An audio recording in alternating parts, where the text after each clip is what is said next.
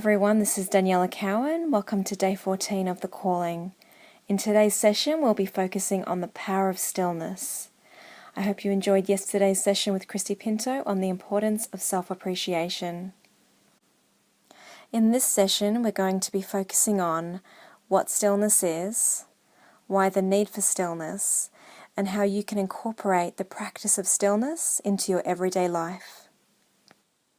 In stillness, we find that we get answers to questions, we get creative ideas, we find that we are able to deal with things that may seem chaotic or confusing, and it's like we've got this center inside of ourselves that we're able to connect in with, that no matter what happens in our life, we know we have the inner strength, and we know we have the ability to return back to our center. When we are in a space of stillness, what we usually experience is that our attention is focused internally rather than externally. We usually find that our mind usually begins to slow down, perhaps the space between the thoughts. We don't have so many thoughts rolling through our mind constantly. And we also find that it's like we're tapped into or connected with ourselves on a very deep and profound level. It's a shifting of our awareness.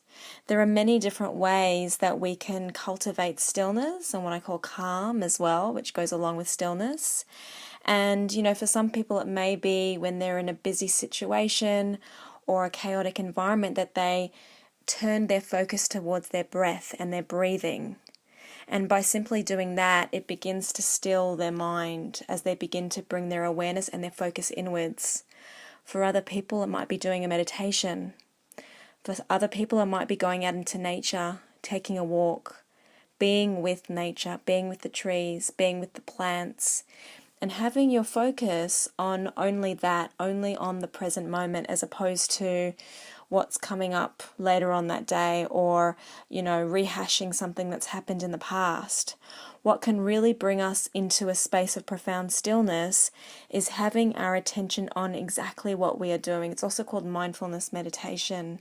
So for those that feel like they can't focus on their breath, and maybe, that's usually called advanced meditation, and sometimes it's difficult, especially if our mind's very busy, going out in nature and allowing yourself just to focus and be present with maybe the wind, maybe you can hear the rustling of the leaves and the trees, maybe aware of the birds calling or the color of the trees or the vividness of the colors of the flowers. All of that will really begin to slow down your mind, bring you into a space of stillness. And what you'll find is, especially if you do this in the morning, some sort of practice in the morning, it doesn't matter what it is, whatever works for you.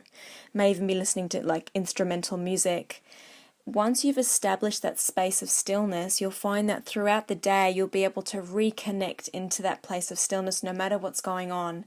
And that's really the benefit of finding a practice, especially one that you do every morning, is that once you connect in, you can keep connecting in. It's like you remember that inner sanctuary inside of yourself that you can access. I also call it like a superpower. No matter what's going on, you can remain and have that space of stillness. So that's something that's actually part of the assignment or the worksheets for today, and that's to think about a practice that you could do every day. And if you can write that down on the worksheet and commit to yourself doing that every day. Look, you don't have to make it more than 10 or 15 minutes. It can even be 5 minutes. But taking that time and space for yourself every single day to connect with yourself, to still your mind, you'll find that your day goes very differently.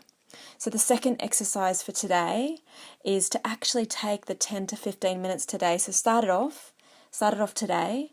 And take that 10 or 15 minutes and, you get to choose, in what way you want to do the practice of stillness, whether it's going for a gentle walk out in nature, whether it's doing a meditation. It might even be having a massage. Really, the way that works for you is the way that it works for you. Some days I have a massage, and that is when I come into a space of stillness. Other days I go on a bushwalk. Other days I do a meditation. I really ask myself, what do I feel like doing today? But I make sure that every single day I connect with myself. So with stillness, what you'll find is that the more that you create the space to connect within and to find that stillness inside yourself, you'll find that you'll begin to hear inside of that stillness your own inner wisdom. Every single one of us has our own wisdom where we know the answers to challenges or problems that may be happening in our life. We know that when we've got decisions to make, our inner wisdom that lies inside of us, it knows the answer. It knows what to do. It's like you've got an internal GPS inside of you, but most people don't create any space for that wisdom to come out or to be heard. And in the space of stillness, what most people find is that they begin to connect in with that inner wisdom, and they find that they begin to trust themselves over what other people are saying, which is a really powerful place to be in with your life.